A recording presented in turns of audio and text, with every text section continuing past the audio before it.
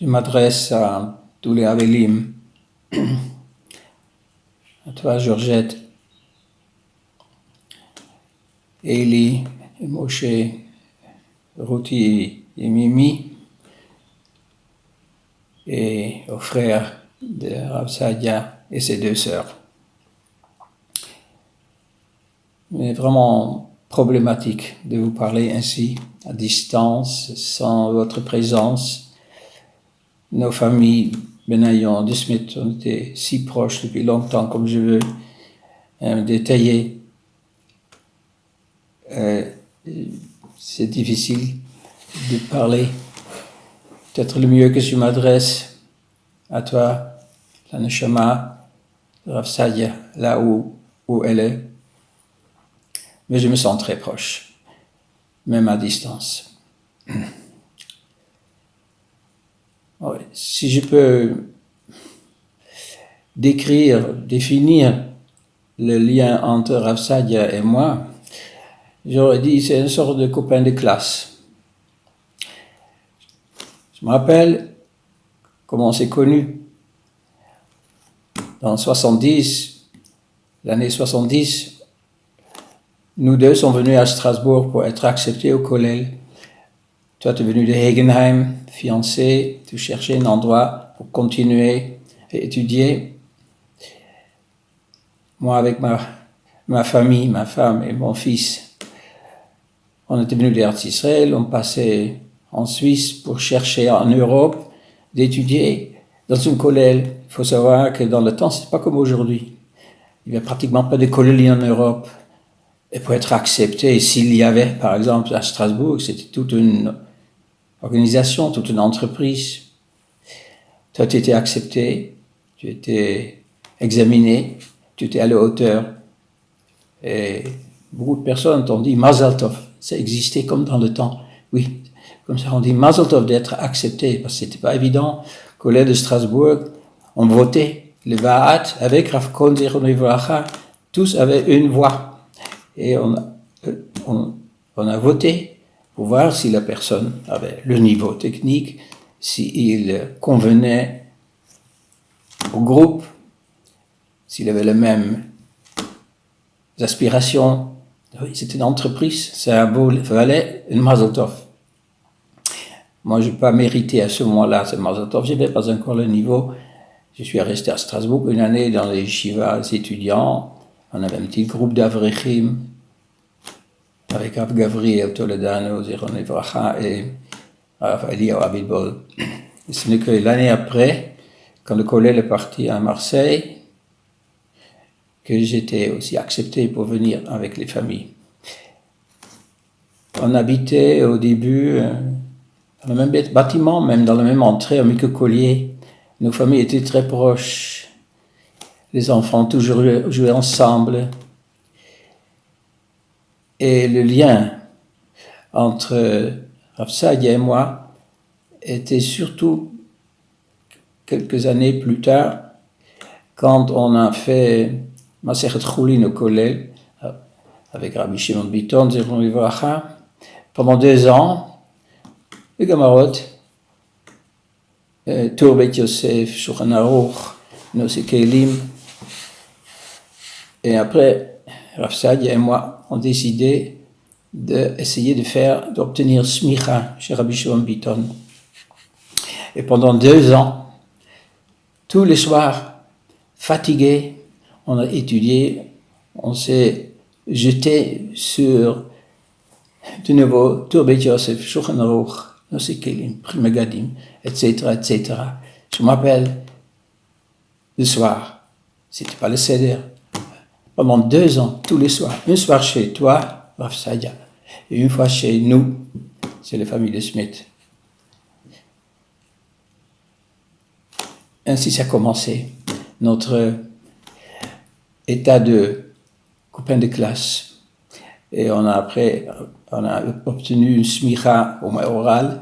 Rabbi Shimon Bitton nous a examiné sur Melicha, sur Vasabachalaf, Tarovet, et il nous a donné le smicha. On n'a pas de diplôme en main, parce que ni toi ni moi, on a cherché une rabbanout. c'est grâce à toi, qui est mon Chavruta, que j'ai profité beaucoup. Et j'ai d'ailleurs, après, quand j'ai enseigné au séminaire, quand je faisais Her Melicha ou Her Basa Bachalaf, c'était entre autres grâce à notre Chavruta pendant 2 ans. Comme ça a commencé. Je voudrais ajouter quelque chose sur ce qui a été déjà dit beaucoup. On a entendu tout le monde parler sur la Ahava de Rav Sadia, la Ahavat HaTorah. Ahavat HaTorah. Je me permets d'élargir un peu cette Ahavat HaTorah. En fait, quand on parle d'Ahavat HaTorah, c'est Ahavat HaKol. Dans la Torah, il y a Kol, il y a tout. Et donc, quand on parle de quelqu'un qui est un vrai Ahavat Torah, pas seulement le limud, pas seulement le Bachuri Shiva, on a entendu tellement parler sur le Msirut Nefesh, le dévouement, le Rav Sadia pour le Bachuri. Ça va plus loin. C'est un Ahava qui concerne l'autrui de façon très générale. Je vous donne un exemple. Je me permets, Georgette, d'en parler. Je ne sais pas si beaucoup de gens sont au courant. Peut-être personne, peut-être que nos 2 familles. On habitait dans la même entrée. Mikou Collier, C1. Nous étions au 3e étage, vous étiez, me semble, 5e, 6e étage. Et dans l'entrée, on avait toujours de très bonnes relations avec les voisins. Nos 2 familles ont essayé toujours de maintenir une relation minimale, mais importante avec les voisins. Finalement, on avait des familles avec beaucoup d'enfants qui faisaient du bruit. Et refoua avant la Maca, il faut d'abord prendre contact, expliquer aux voisins en défense, s'il vous plaît, si ça vous dérange, venez nous dire. Et ainsi, tout était pratiquement déjà réglé. Alors, dans notre entrée, il y avait une personne que moi je le connaissais à peine, je l'ai vu, un homme non juif qui était seul, je crois, il avait perdu sa femme. À un autre étage, il y avait encore d'autres personnes, une dame, il me semble aussi veuve, toute seule. On l'avait vu, nous avons vu. Vous avez du contact avec ces personnes. C'était pas approfondi, mais vous parlez parfois vous parliez avec l'un, avec l'autre, avec l'homme et avec la femme. À un certain moment, vous avez pris l'initiative de parler très naturellement à monsieur et à madame et dit, mais vous êtes tout seul, pourquoi? Peut-être pouvez-vous marier ensemble, vous êtes d'un certain âge déjà, pourquoi rester toute seule? Et ça se fait comme ça, et ça s'est très bien fait. Je veux dire avec cela, quand la ahava de la personne est générale, ohevet ha-briot, ohevet ha-kol, on a aussi des animaux, combien de gdolim ont traité, se sont occupés de leur petit chat ou d'un oiseau ou d'un autre animal par cette ahava. Parce que dans la Torah, il y a tout. Il y a Hachem lui-même, les hommes, les animaux, les plantes, même les minéraux. Cette notion de ahava qu'on a trouvée chez Rav Sadia et sa femme, c'est une ahava pour tout, d'aimer, apprécier tout, parce que ça veut dire sentir qu'Hachem est dans tout et partout. Et vous voulez faire plaisir à cet homme et cette dame, et c'est marché, et c'est une forme de ahavat briot, vécu d'une autre façon avec les familles non juives, c'est vrai, mais c'était votre envie de faire du bien à l'autrui. Je vais encore ajouter un autre point tout à fait différent qui montre de nouveau ce que ça veut dire Ahavat Torah. Rav Sadia, quelqu'un l'a mentionné. Rav Sadia était mal coré. Et il est très macpite sur les détails. Il connaissait tout, presque tout par cœur. Et son ahava pour Kriyat HaTorah, pour la Torah, donc Kriyat HaTorah, donc pour le caractère précis de dire des mots inekunim comme il faut, on a toujours senti quand il était au collège, et le Baal Koré a raté quelque chose minime, pas trop important, on entendait Rav Saadia le corriger pour lui-même déjà. Alors ça allait tellement loin, il n'y a personne qui le sait que moi. Et que aussi on a une Baal Koré, Rav Steinhaus. Je ne sais pas s'il m'entend, il me moquait de ce que je vais raconter. Rav Steinhaus est un très bon Baal Koré, très macpite sur chaque chose.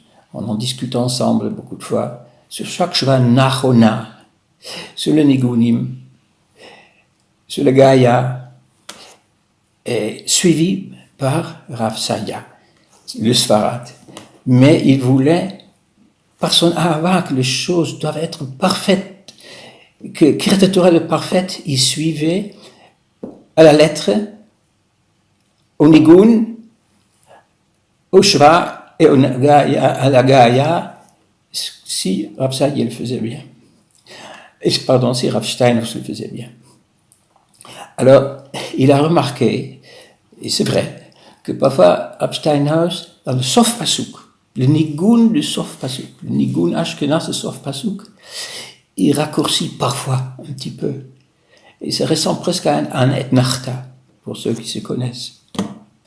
Et c'est 2 ou 3 fois que Rav Saadia est venu chez moi. Oui, entre deux gavre. Il venait se plaindre. Mais il ne fait pas bien. Le Sof Pasuk, c'est pas le Sof Pasuk.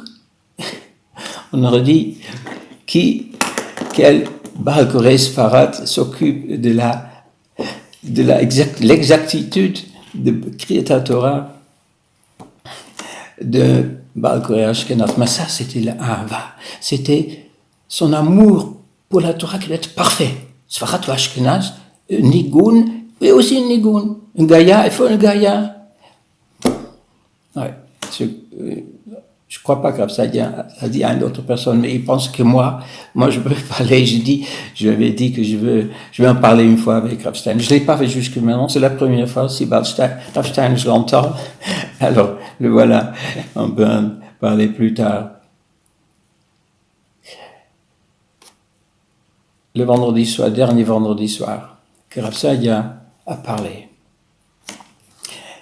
Le fameux Devar Torah, tellement chaud, son Ahavat HaTorah s'enflammait tellement, comme on a entendu déjà, qu'il a oublié tout à fait qu'il fallait mentionner un message à propos du gala. C'était déjà le temps que les gens commençaient à ne pas s'embrasser, même pas donner la main. Moi, personnellement, je m'étais engagé depuis plusieurs jours de ne plus toucher personne, donner pas la main à personne.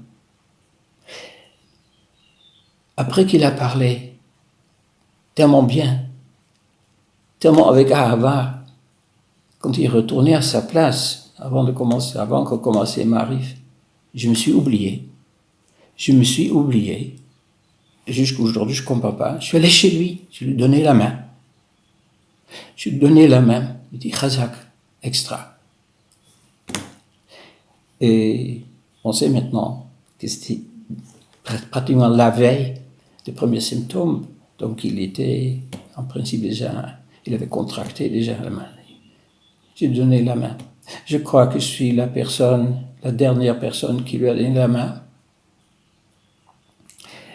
Et je le sens encore la main, sa main dans ma main. Et il reste.